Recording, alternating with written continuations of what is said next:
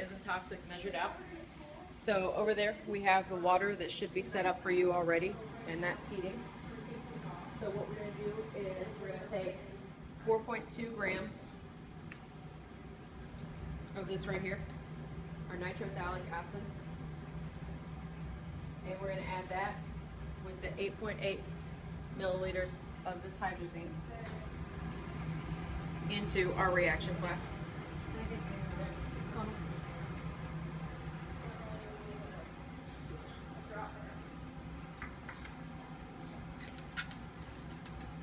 And this should have a pump already on it. This stuff is extremely toxic, hydrazine, so you don't actually want to use that outside of this pump. Alright.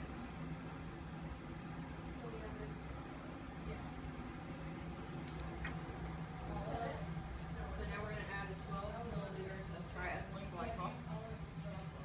So we have that already pre-measured. We used a 10 milliliter graduated cylinder, but we added with transfer pipettes 2 extra milliliters, so it is 12 milliliters of triethylene glycol.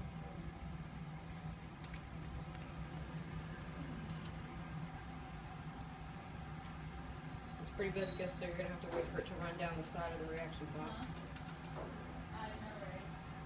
Now we're going to start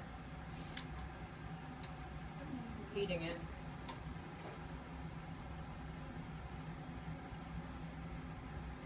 Dissolving it. So you're going to start stirring it. The stir bar should already be in the reaction block. You may have to tweak this thermometer to get it out of the way of the stir bar.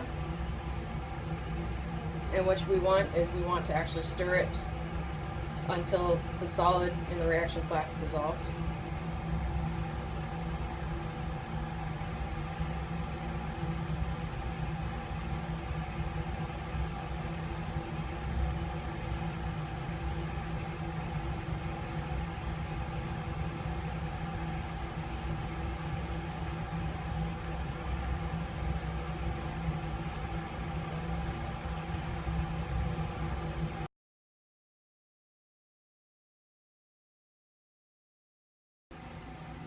Okay, so once everything has dissolved, you're going to increase the temperature to 210 Celsius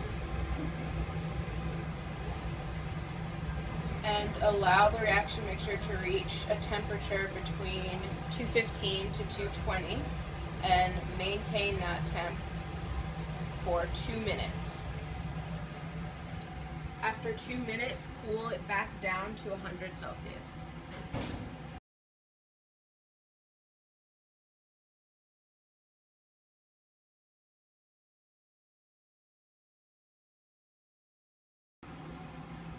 So our reaction block has been heating for 2 minutes. We try to keep it between 215, 220. It did get to 235, which is okay. We had it around 230 for the 2 minutes, as long as it doesn't get too far above 250 for the 2 minutes. The reason that we want to keep it at this temperature is we don't want it to turn into tar. So now that it's sat here around 220 for 2 minutes, we changed the temperature on the heating block to 100 degrees, and we're going to allow it to come back down. And then once that's done, we'll add our boiling water.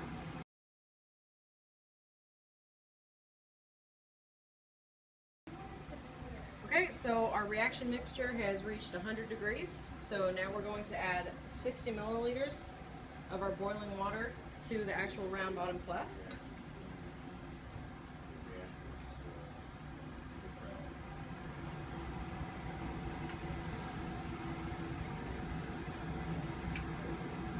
And now we're going to take it off of the reaction block.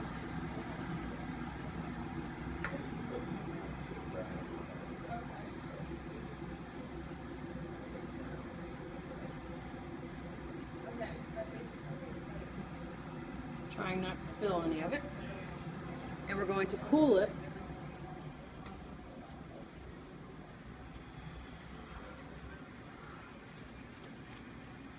either in the sink or in a water bath.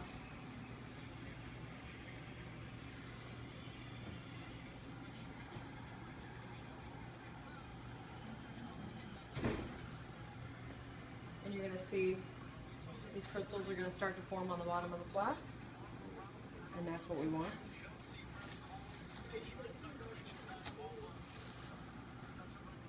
So then we'll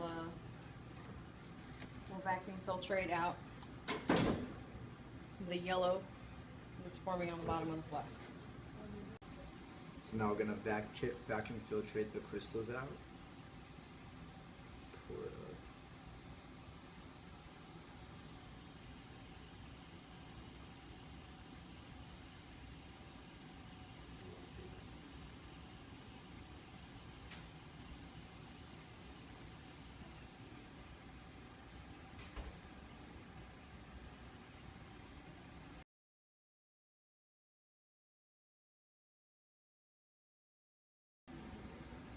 Okay, so after vacuum filtrating our compound, we're looking for the solid, and we have our solid here, so we're going to take the stir bar out,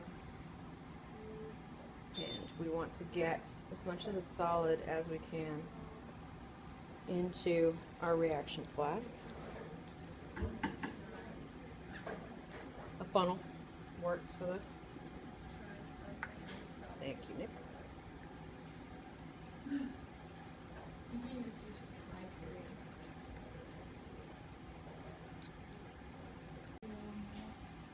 Okay, so this experiment usually gives a pretty low yield overall, but so far we've got solid, and that's good. So the next step is going to be to add the sodium hydroxide, which you really have to be careful with because it is extremely caustic. You want to make sure you're wearing gloves, long sleeves if you can, and make sure you're wearing your goggles. It will burn your eyes out and you'll be blind, and then it's pretty much over for you. Okay, so you'll know if you've done it right up to this point because our 12 milliliters of sodium hydroxide should turn this red when added. And it did, so that means we didn't mess it up.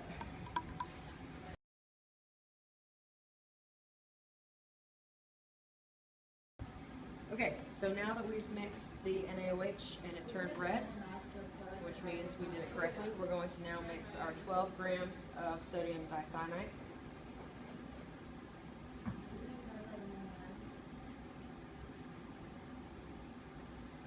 And this reduces the nitro group to an amine group.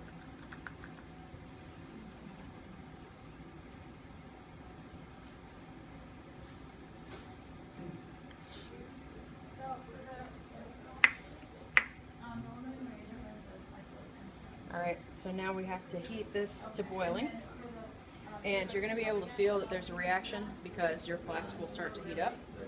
That's good, that's what we want. So now to get all this solid that's still dissolved, that's still undissolved in our reaction mixture, we're going to put it back on the reaction block. Alright, so now that we have our crop of luminol, this is what it looks like when it came out of our vacuum filtration, but we only need 0.1 grams of it for this actual mixture. So what we're going to do is prepare 2 stock solutions. Just a note, for stock solution B, you can use this potassium ferrocyanide. We're actually going to collect and use blood in place of it, and that will be our last step. So I have in this flask 4 milliliters of the 3 molar NaOH sodium hydroxide. Again, it's very caustic, so exercise caution. So what we're going to do is we're going to add our 0.1 grams of luminol.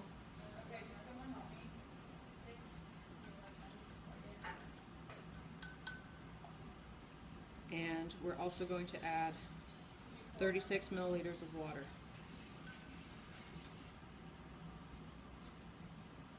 And that'll be stock solution A. Okay, so now that I've mixed stock solution A, we're going to mix stock solution B. So here I have 8 milliliters of hydrogen peroxide. So here's our hydrogen peroxide.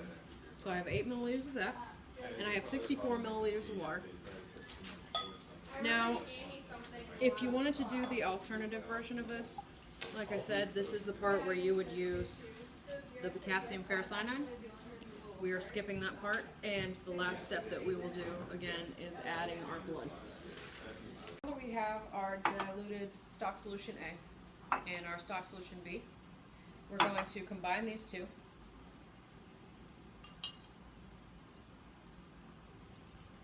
And we have our group's blood samples here that we're going to take back into the back room. And this is what we're going to use in place of our ferrocyanide. So what we'll do is we'll add these drops of blood to our solution, and you'll see a photoreaction. Solution, we're going to add it to our blood droplets, and we'll see a photochemical reaction.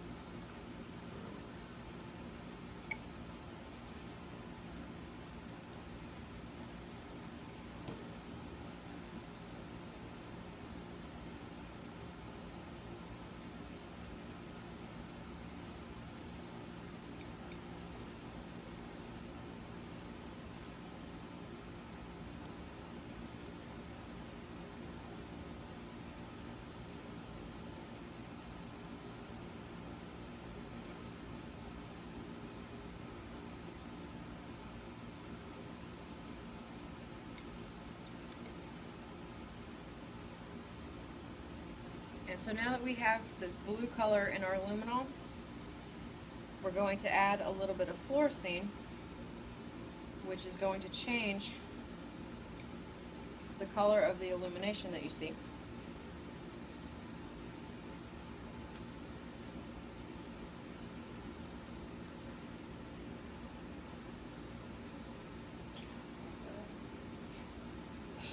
So you'll see as I add it, it changes from a blue to a green.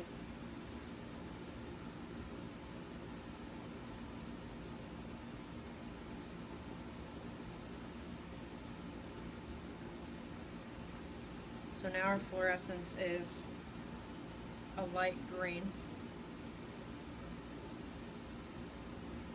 Stir.